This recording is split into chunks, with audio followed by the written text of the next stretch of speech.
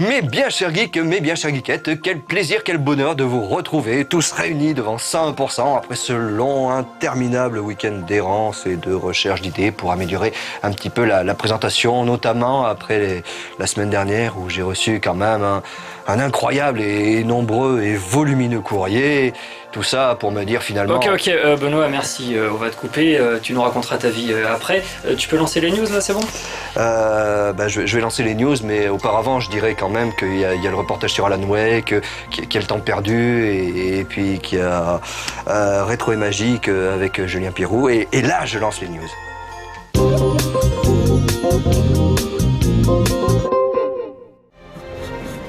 Il y a une grosse semaine et demie, Capcom organisait son événement annuel visant à présenter son catalogue de titres à venir. Ceux-ci sortiront soit d'ici à la fin de l'année, soit début 2011.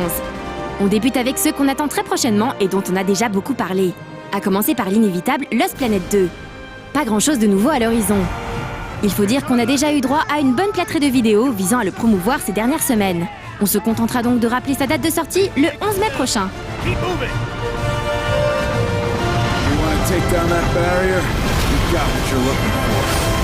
De même, rien à dire de spécial sur Super Street 4, dont on vous détaillera les atouts et les faiblesses dans une critique prévue pour cette semaine dans 101%. On passera également assez rapidement sur Dead Rising 2, qui débarquera au début du mois de septembre prochain. Tout simplement parce qu'il est 18+. On en reparlera donc dans l'émission appropriée en fin de semaine prochaine. Passons donc aux choses sérieuses avec les quelques annonces sympathiques qui ont été faites lors de ce Captivate. On commence avec la suite de l'excellent Bionic Commando Rearmed, qui ne sera évidemment pas développé par Green, la boîte ayant fermé ses portes. C'est Fat Shark qui s'est occupé des nouvelles aventures de Nathan Spencer. Toujours armé de son grappin, notre héros pourra cette fois-ci sauter. Et oui, sauter. Une petite nouveauté en apparence qui risque pourtant de changer la vie de plus d'un joueur. Pour le reste, le jeu devrait surtout être beaucoup plus beau que son aîné. C'est déjà pas mal. Ne comptez pas dessus avant début 2011. On enchaîne avec Okamiden sur DS, lui non plus pas prévu chez nous avant 2011. L'histoire prend place quelques années après celle d'Okami. Vous incarnerez Chibi Terasu, une petite louve marchant sur les traces de son illustre parent, Amaterasu. Fort d'une direction artistique toujours aussi intéressante et singulière, cette suite s'appuie également sur un gameplay adapté à la DS. Le stylet semble ainsi l'outil parfait pour exécuter les tracés au pinceau imposés par le jeu. La petite Chibi, pléonasme, n'aura pas à résoudre les énigmes en solo puisqu'elle sera accompagnée par Kuni, un jeune garçon qui n'est autre que le fils de Susanoo, croisé dans le premier épisode. Un duo dont il faudra appréhender les spécificités si l'on veut progresser dans le jeu, chacun d'entre eux étant à tour de rôle la clé pour franchir les obstacles qui se dresseront devant vous. Pour diriger Kuni, on utilisera d'ailleurs le stylet de la même manière que dans Zelda Spirit Tracks sur DS, c'est-à-dire que l'on dessinera préalablement son déplacement, le chemin que celui-ci devra suivre. Avec son aspect visuel accrocheur et son gameplay qui semble toujours aussi fin et agréable, Okamiden sera, à n'en pas douter, l'un des événements de 2011 sur DS.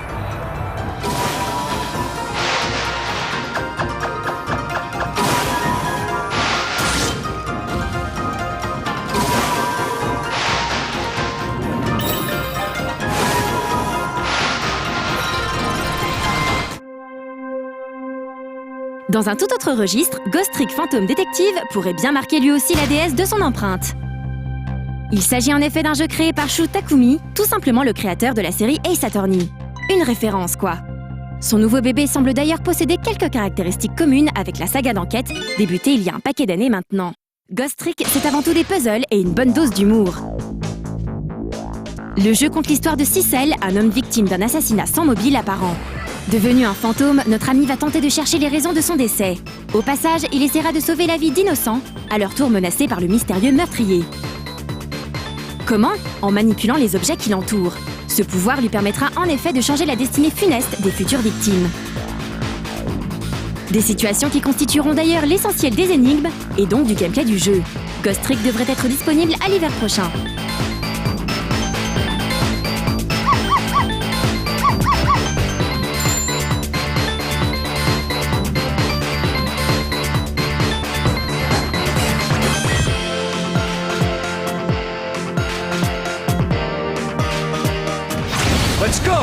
Un peu moins original, beaucoup moins beau et donc forcément moins attendu, Sengoku Basara Samurai Heroes est une nouvelle itération pour console HD de la série de beat'em all concoctée par Capcom.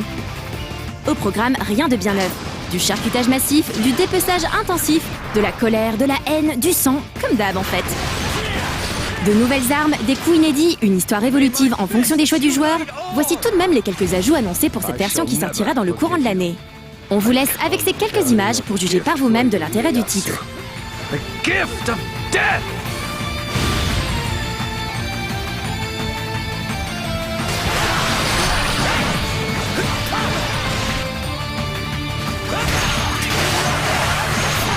Show no mercy! Kill all that still stand! On finit fort ces news spéciales Captivate 2010 avec l'annonce du développement de Marvel vs Capcom 3, sous-titré Fate of Two Worlds. Le jeu aura pour particularité de posséder le même moteur que Lost Planet 2 ou Resident Evil 5, c'est-à-dire le MT Framework. Ça promet, même si la baston en 2,5D, comme on dit maintenant, ne permet pas des folies visuelles. Quant au gameplay aérien particulièrement bourrin de la série, il devrait être à nouveau de mise pour ce 3e épisode. Des matchs à 3 contre 3 particulièrement intenses seront d'ailleurs proposés. On conclut avec la date de sortie calée au printemps 2011. Oui, on vous l'accorde, ça fait loin.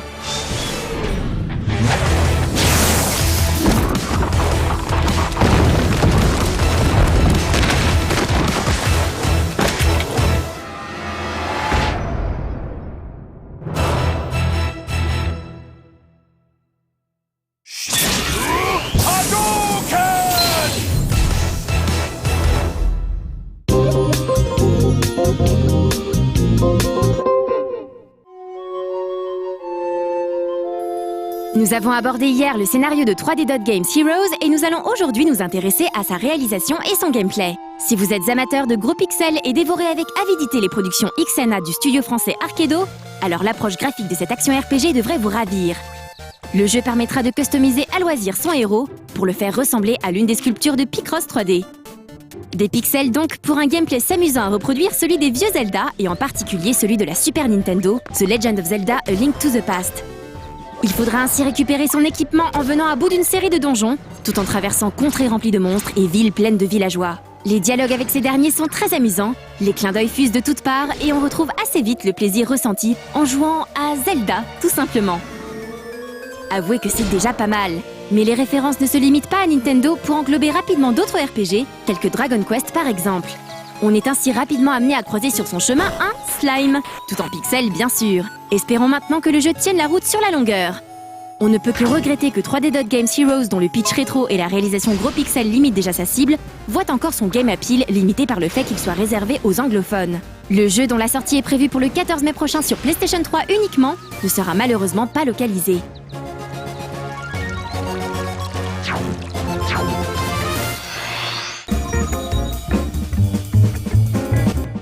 Oui, c'est vrai que les news étaient très intéressantes, mais juste avant les news, j'étais en train de vous parler de ce week-end,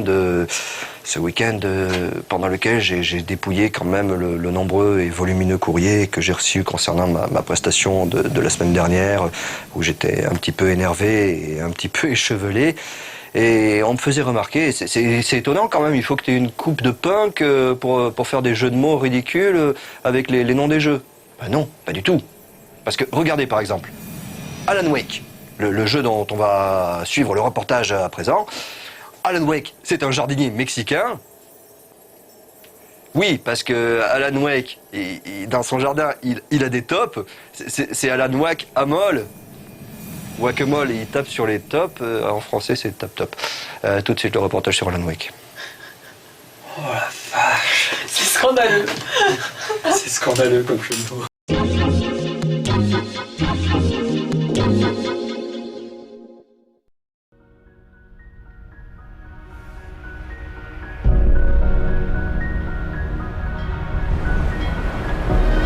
Alan Wake est la grosse exclue Xbox 360 de ce début d'année avec Splinter Cell Conviction.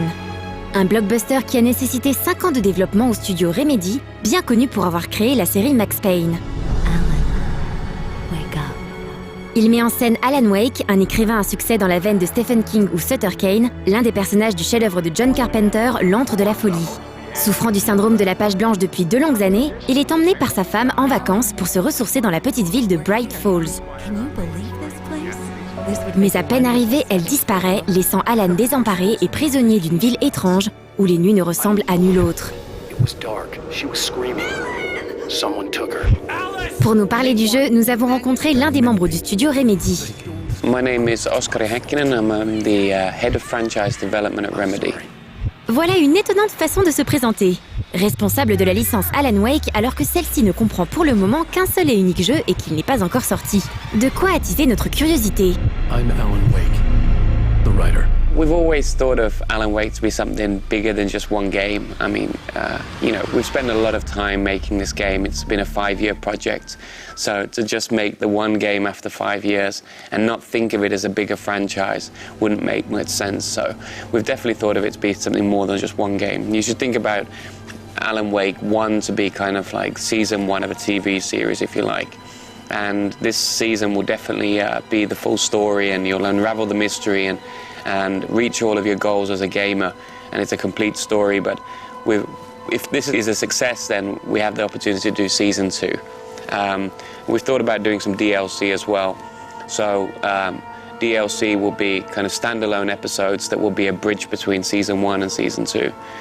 And, Alan Wake is a very deep story, so it's something that would translate well into other types of media as well.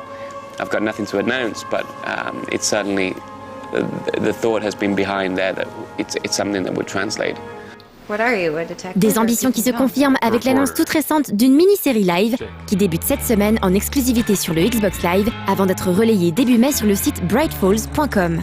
Celle-ci comprendra 6 épisodes réalisés dans l'Oregon par Philippe Van et servira de prélude au jeu.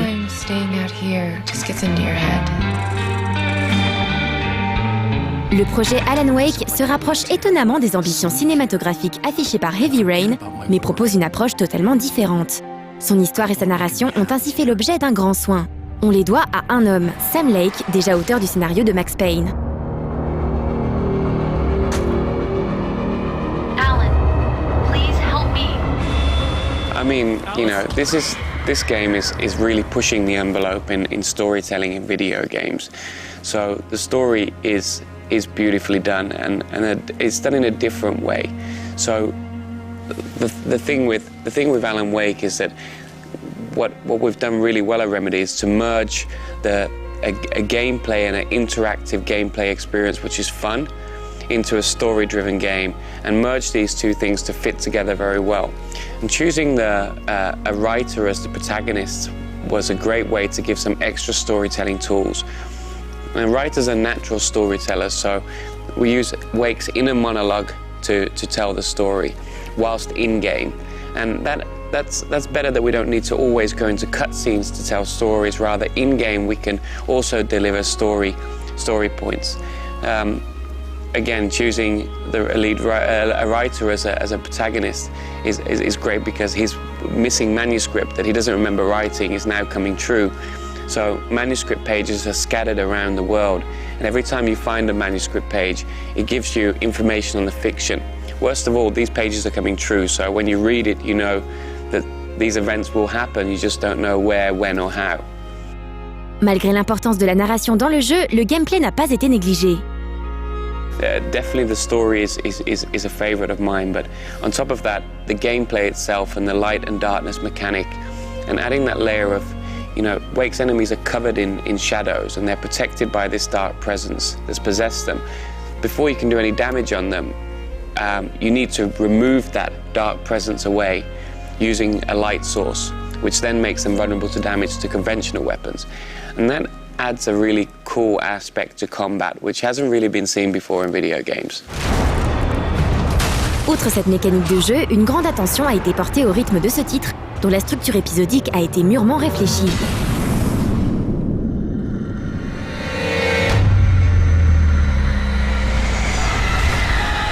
This is a thriller, and the important thing about having a thriller, we want to establish the first real thriller in video games. And the important thing is a thriller is to keep the player engaged, but also have the right pacing so the player doesn't get immune to the events that are happening. We realized quite early on if we had a movie-like structure, we'd have a story arc that at one point we would peak, and every time we tried to scare the player later, they become immune to it, because you can't keep peaking and going over that limit. So having the full story, but then structuring it into episodes which have their own story arcs, within those episodes, we can peak and then we can come down. We can end on a cliffhanger where your heart is racing and your pulse is beating. But then when the next episode starts, you're almost shaking, but it's daytime all of a sudden. So we calm the player down and calm the tempo down. And Bright Falls looks beautiful. You're looking at snow-capped mountains. You have violins playing. You have the cellos there. You're talking to the locals in Bright Falls. And these are quirky people with funny jokes and personalities. And you find yourself laughing and enjoying the experience. And then all of a sudden, just when you're getting comfortable with that, we bring in the nighttime, and again the nightmare starts again. And again, ending on a cliffhanger. So we've tried to get the pacing really right. And by having daytime and nighttime scenes, that helps a lot with that. Évidemment, le problème avec ce type de structure, c'est que le joueur doit être mené par le bout du nez et donc accepter la linéarité qui en découle. Une linéarité d'autant plus étonnante qu'Alan Wake fut d'abord pensé comme un jeu open world. The game is linear, and when back in the day when we announced that we would do an open world game, I think that was a little bit too ambitious to deliver a thriller. Because in a thriller you do need to be able to tap into the emotions of the player, and it's various things. So, music is one thing that makes the hairs on the back of your neck stand up, and bringing in the wind and the mist at the right time, and visuals as well as sound and the events that are happening all tap into emotions. And we realized that in an open world sandbox we couldn't really control those emotions that we wanted to deliver for the player.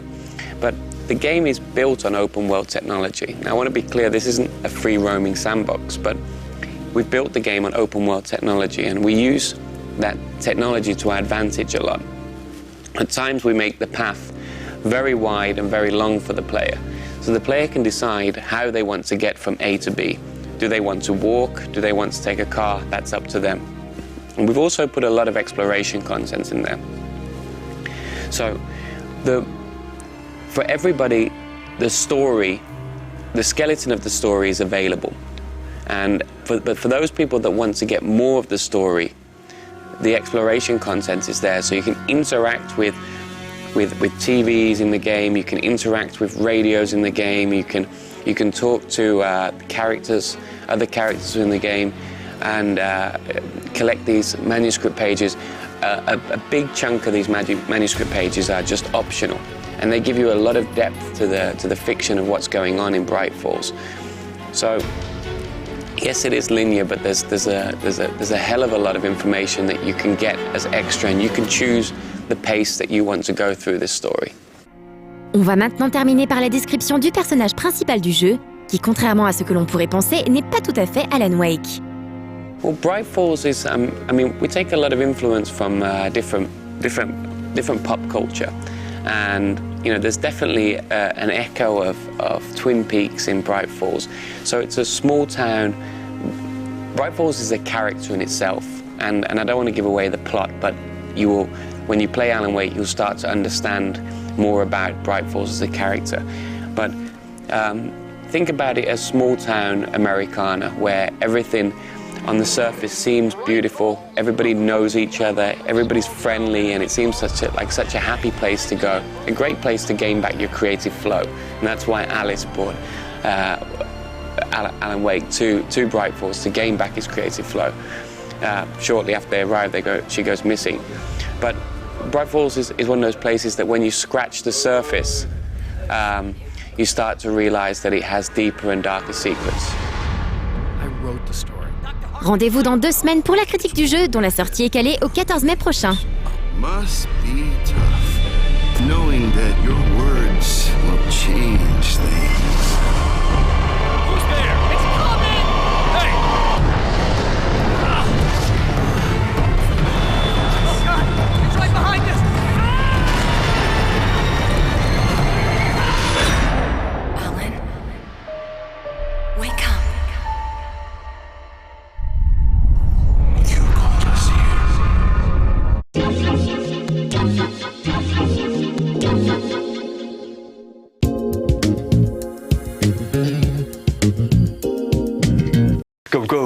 il suffit pas de porter un faux crâne, des faux cheveux pour pouvoir être drôle. Regardez par exemple Nicolas Rodin. Pour son temps perdu, lui, il note toutes ses idées sur des petits bouts de papier et pourtant il est pas drôle et pourtant il a des post-it. Temps perdu. Bonjour, vous n'avez plus de travail. Bah ouais, ça arrive. Mais alors que faire durant vos heures Mais alors, que faire? Bienvenue dans Temps perdu. Vous avez été à peu près 213 312 757 à me dire que récemment, Temps perdu, c'est un peu la déprime, mou du genou et pas suffisamment speed. Ça n'est pas forcément faux, alors aujourd'hui ce sera spécial à fond les ballons. Dans Escaping the Prison, vous êtes en prison, donc forcément la vie, c'est pas rigolo. Heureusement, un de vos amis pâtissiers vous envoie un gâteau dans lequel se cache... Et là, c'est à vous de choisir. Ok, ça n'est pas vraiment un jeu, ou alors à la limite une sorte de point and click super basique, mais c'est super rythmé, souvent drôle et bourré de fins différentes. Un bon petit moment de détente en somme. D'ailleurs, profitons-en un peu. Oh look, you're back. Et la détente, c'est cool. Mais après, faut foncer. Dans Drift Runners 2, c'est justement le cas. Si vos yeux sont ouverts et braqués sur votre téléviseur, vous avez compris qu'il s'agit ici d'un jeu de course 2D de toute beauté. Ça va super vite, 8 bagnoles customisables, 25 circuits, des achievements à ne plus savoir qu'en faire. C'est cool, et ça va vite. Mais ça n'est pas encore assez nerveux. Jouons donc à Home Run in Berserkland. Là, vous incarnez un développeur super vénère qui cueille un geek pas super malin pour l'expédier le plus loin possible. Bon ok, vous avez l'impression d'avoir déjà vu ça une 50aine de fois dans cette émission, et vous avez raison, mais avouez-le, dès qu'il s'agit de se défouler sur quelqu'un, ça vous branche. Attention tout de même aux âmes sensibles. Et toujours pour se défouler, et toujours pas pour les âmes sensibles, il y a Sydney Shark, dans lequel vous aurez le plaisir de bouffer du touriste à travers les mâchoires puissantes d'un grand requin blanc. Alors on se jette sur tout ce qui nage, flotte ou plonge, et surtout on saute hors de l'eau pour choper dans les airs des avions, des hélicoptères et surtout n'importe quoi. C'est loin d'être moche, c'est complètement hystérique, ça explose dans tous les sens, ça flingue les rétines et les nerfs des épileptiques photosensibles comme moi, et après on se repose, on se calme, en se demandant comment on va bien pouvoir exploser ce high score. Et ça discrètement, ça fait perdre du temps, ce qui tombe plutôt bien, puisque vous n'oublierez jamais qu'il ne faut surtout pas oublier que, pour gagner plus, jouer plus.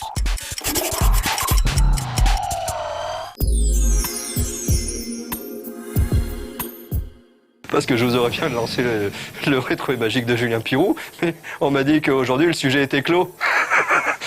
Non, parce que clos c'est un jeu de plateforme avec un chat. Rétro et magique.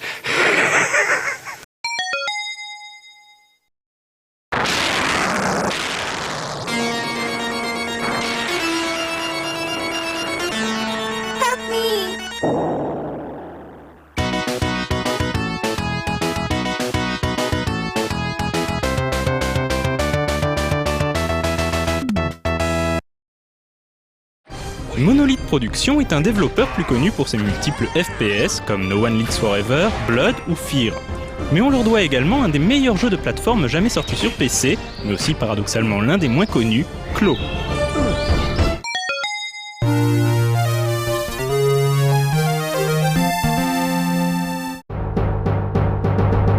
Claw raconte les aventures du capitaine Nathaniel J. Claw, un félin pirate qui s'oppose à l'hégémonie de l'empire des coquers espagnols. Vaincu par l'amiral Leroux, Claw est jeté au fond d'une geôle de la prison de La Roca. Il découvre par hasard un message laissé par un précédent prisonnier, un certain Edward Tobin, avec un morceau de carte censé mener à la légendaire amulette des 9 vies. Après s'être échappé de la prison, Claw embarque pour une aventure périlleuse qui l'opposera au terrible capitaine Red Tail, mais aussi aux multiples gardiens surnaturels de l'amulette. L'histoire de Claw était racontée lors de petites scènes animées qui clairement ne gagneront pas l'Oscar du meilleur film d'animation, mais suffisaient amplement à mettre le joueur dans l'ambiance. Ces séquences étaient également l'occasion de dépeindre la personnalité de Claw, qui n'est pas un héros comme les autres.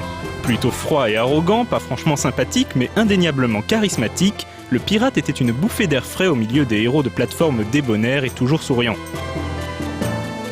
Le jeu en lui-même est un jeu de plateforme 2D somme toute classique avec son lot de sauts périlleux, de plateformes mouvantes, d'échelles et de trésors cachés.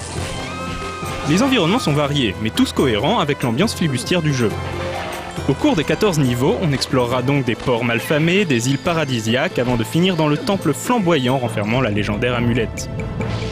Les graphismes sont fins et colorés, même si l'on regrette l'inclusion d'objets de décor au premier plan qui viennent souvent cacher la vue du joueur, une caractéristique que les level designers, cette bande de sadiques, n'ont pas hésité à exploiter pour rendre la vie du joueur plus difficile. Pour vaincre les multiples ennemis qui tenteront de lui barrer la route, Clo peut donner des coups de poing, de pied, utiliser son sabre, s'emparer de ses ennemis pour les projeter, mais aussi utiliser son pistolet, des bâtons de dynamite et même des pouvoirs magiques. Bref, les moyens d'éliminer la concurrence sont nombreux et chaque ennemi tué provoquera une petite réplique sarcastique de la part de Clo. Évidemment, la progression du joueur est entrecoupée de boss plutôt coriaces qui demanderont au joueur toute son adresse au combat, mais également son agilité sur les plateformes. Outre les mécaniques bien huilées du jeu, on se souvient également de Clo pour sa difficulté assez élevée. Le challenge est au rendez-vous dès le début de l'aventure et les derniers niveaux sont particulièrement éprouvants. Bourré de trésors à ramasser et de chemins secrets, Clo est un jeu pensé pour le scoring. Le jeu propose d'ailleurs la possibilité d'uploader son score sur internet pour le comparer aux autres apprentis pirates, ce qui est une grande première pour un jeu du genre. Clo était également doté d'un éditeur de niveau qui permit aux fans de réaliser leurs propres aventures.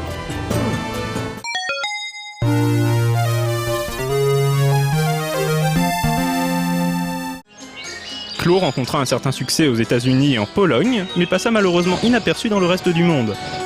En effet, la même année, un autre jeu de plateforme allait éclipser tous ses concurrents, un certain Rayman. So far, so good.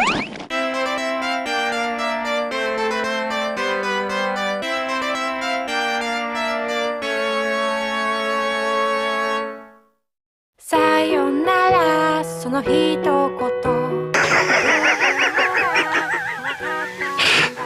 Mes chers geeks, mes chères geekettes, c'est déjà la fin de ce 101%, plein d'humour et d'émotions à la fois. Alors, je pourrais vous faire des bisous, mais je vous en fais à chaque fois. Alors, exceptionnellement, aujourd'hui, je vous ferai un bisou.